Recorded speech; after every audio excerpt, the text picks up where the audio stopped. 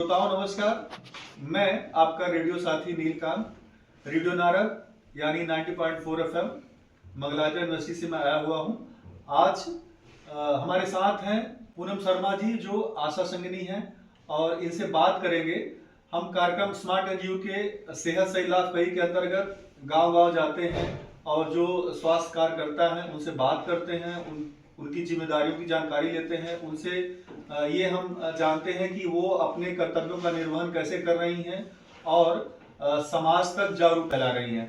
तो हम अपने कार्यक्रम सेहत सही लाभ कही में पूनम शर्मा जी का स्वागत करते हैं। आपसे जानना चाहेंगे कि जैसे आप आशा संगिनी हैं और आपका स्वास्थ्य की जिम्मेदारियों के प्रति काफी महत्वपूर्ण काम करती हैं, तो ये बताएं कि आप अपने जिम्मेदारियों का निर्वहन कैसे करती हैं और आशा जो है आशा बहनें हैं उनको किस तरीके से मार्गदर्शन करती हैं। हम ऐसा है कि मेरे पास 20 आशाएं, तो 20,000 की आबादी पे हम काम करते हैं। तो उनसे मतलब कांटेक्ट करते हैं, उनकी विजिट करते हैं, सारी मतलब स्वास्थ्य संबंधी सेवाएं उनके बारे में उनको जानकारी देते हैं। जो भी समस्या हो उसमें हम उनकी सहायता करते हैं। जैसे कि मान लो कुछ बच्चे टीकाकरण जैसे उनके माता पिता लगवाते नहीं हैं, तो फिर हम उनके साथ उनमें जाते हैं। जैसे कि आउट एरिया में रह रहे हैं, जो कि झोपड़ियों में रह रहे हैं, तो उनको हम समझाते हैं कि देखिए आप टीकाकरण कराइए, इससे आपका बच्चा सुरक्षित रहेगा और बीमारियों से बचा रहेगा। ऐसी गर्भवती उनके बारे में हम जांच के बारे में बताते हैं। उनकी 4 जांचें होती हैं खान पान के बारे में, ताकि बच्चा को कुपोषित ना हो। और हमारे हॉस्पिटल से भी सारी सुविधाएं मिलती हैं, जैसे कि एम्बुलेंस फ्री है और बच्चे की देख रेख, गर्भवती की पूरी जांचों के बाद बच्चे की देख रेख, सुरक्षा, डिलीवरी, सारी टीकाकरण से संबंधित सारी जानकारी और लाभ भी मिलता है। उन्हें पैसे का भी लाभ मिलता है। अच्छा। सभी जानकारी उनको दी जाती है ताकि वो घर घर तक हम आशा को बताते हैं, आशा उन तक पहुंचाती है स्वास्थ्य सेवाएं। अगर जो लोग नहीं समझते उन्हें हम जाते हैं समझाने के लिए। अच्छा। हाँ। और ऐसा कोई केस, ऐसी कोई समस्या कभी आपको ऐसी चुनौती का सामना करना पड़ा है जैसे जो महिलाएं या बच्चे टीकाकरण न करवाएं, जैसे बच्चों के जो गार्जियन हैं, पेरेंट्स हैं, उन्होंने टीकाकरण करने से मना किया हो, ऐसी कोई समस्या कभी देखने को मिली है? हर गांव में होता है 1-2 बच्चा ऐसा जो टीका नहीं लगवाते, तो उनको हम समझाते हैं। वो कहते हैं कि हमारे बच्चे को तो बुखार आ गया, हम नहीं लगवा रहे।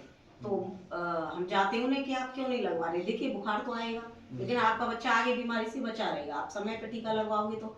और ये बुखार नॉर्मल बुखार होता है, इसमें कोई दिक्कत नहीं है। थोड़ी बहुत पैरासीटामोल और वो सिरप देके हम बच्चे को ठीक कर देते हैं। 3 दिन में बच्चा ठीक हो जाता है। सूजन के लिए हम टीवाद लगाने के लिए दवा दे देते हैं, या उसे ठंडे पानी की पट्टी बर्फ से सिकाई बता देते हैं, तो बच्चा उससे ठीक हो जाता है। लेकिन ये समस्या फील्ड में फिर भी आती है, कुछ लोग नहीं समझ पाते। हम उन्हें बार बार समझाते हैं तो समझ जाते हैं, फिर इतनी दिक्कत हमें होती नहीं है। जैसे मैं अभी पिछले महीने आया था, आपसे मिला था एक कन्या विद्यालय बेसवा पे, तो वहाँ पे कुछ बच्चे थे मुस्लिम लोग। हाँ, तो थे वो खसरा और रुबेला पे जो टीकाकरण चल रहा था उस पे उन्होंने मना किया था कि नहीं हम नहीं लगवाएंगे। हाँ, उन्होंने मना किया था। उनकी माँ को हमने बुलाया, देखिए आप बताइए टीका से क्या प्रॉब्लम है। वो बोली कि हमारे रोजा चल रहा है। तो किसी के धर्म के मामले में हम नहीं बोल सकते, क्योंकि उनका धर्म है, वो बोले थे। हमने कहा इतनी छोटी सी बेटी पे आप रोजा कराते हो, ये तो कुपोषित हो जाएगी। आप इसको खान पान सही नहीं देंगे, 24 घंटे में एक बार खाना खाते हैं आप लोग तो, और इसको ऐसे देंगे तो ये तो कुपोषित हो जाएगी, कैसे पढ़ पाएगी, कैसे उसका दिमागी विकास होगा। एनीमिया की समस्या हो सकती है। एनीमिया की समस्या हो सकती है, ये तो किशोरी में आती। तो उन्होंने कहा नहीं नहीं हमारे यहाँ तो ये होगा नहीं। तो वो 1-2 लोग ऐसे हैं तो वो नहीं माने, बोले हम बाद में लगा लेंगे, जैसे हमारा रोजा खत्म होगा हम टीका लगवा लेंगे। ये बोल दिया, अच्छी बात, क्योंकि हमारा तो प्रोग्राम पूरे महीने चलने वाला था। हाँ। जो बच्चे छूट गए उनको हमने बाद में लगाए फिर। अच्छा। अच्छा मैडम, हम ये आपसे जानना चाहेंगे कि जैसे अभी सरकार का मुख्य ध्यान है कि जो टीबी के मरीज हैं, तो टीबी को 2027 तक भारत से खत्म करने का लक्ष्य है। तो उस पे जो भारत सरकार का कार्यक्रम चल रहा है, आप लोगों के माध्यम से जो जागरूकता फैलाई जा रही है, तो उसमें क्या क्या आप लोग काम करती हैं, कैसे कैसे जिम्मेदारियों का निर्वहन करती हैं, कैसे जागरूकता फैलाती हैं? देखो, क्षय रोग उन्मूलन यानी ये कार्यक्रम हमें खत्म करना है और पहले से चल रहा है। पहले जो केस निकलते थे, यानी हमारी 20 साल की नौकरी में हमने देखा है कि हमने बहुत लोगों को दवा खिलाई। हाँ। जब ना तो मरीज को कोई पैसा मिलता था, ना हम लोगों को, हमारी आशाओं को कुछ भी नहीं मिलता था। तो हमने 20 लोगों को दवाई खिलाई और अपने हाथ से अपने सामने दवाई दी जाती है हमारे यहाँ। ये नियम है। अच्छा। ये नहीं कि आपने मरीज को दवा दे दी, वो रख के बैठा है।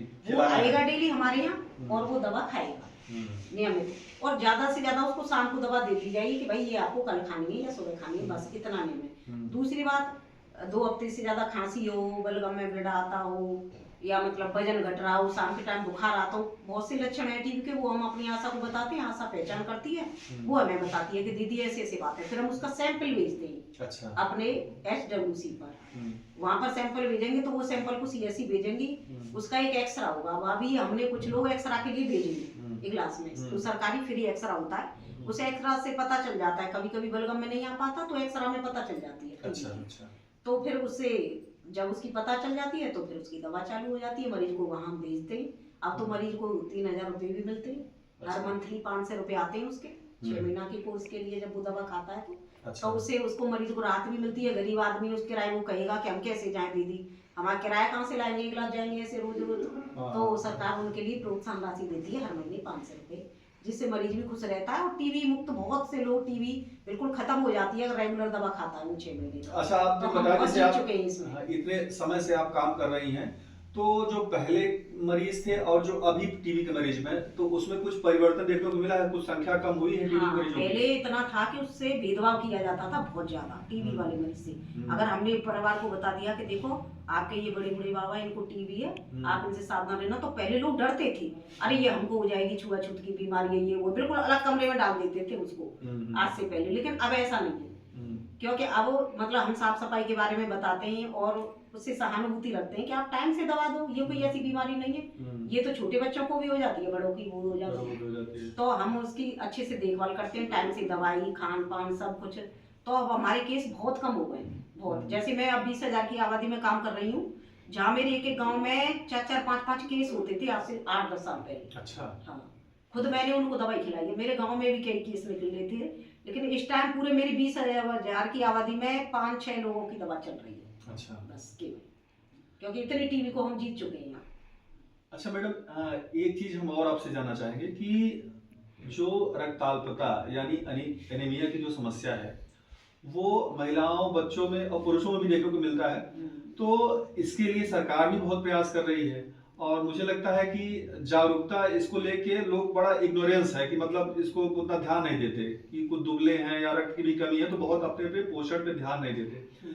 तो इसके लिए आप लोग जागरूकता फैलाने के लिए क्या काम करती हैं, और सरकार द्वारा क्या क्या दवाइयाँ दी जाती हैं एनीमिया को खत्म करने के लिए?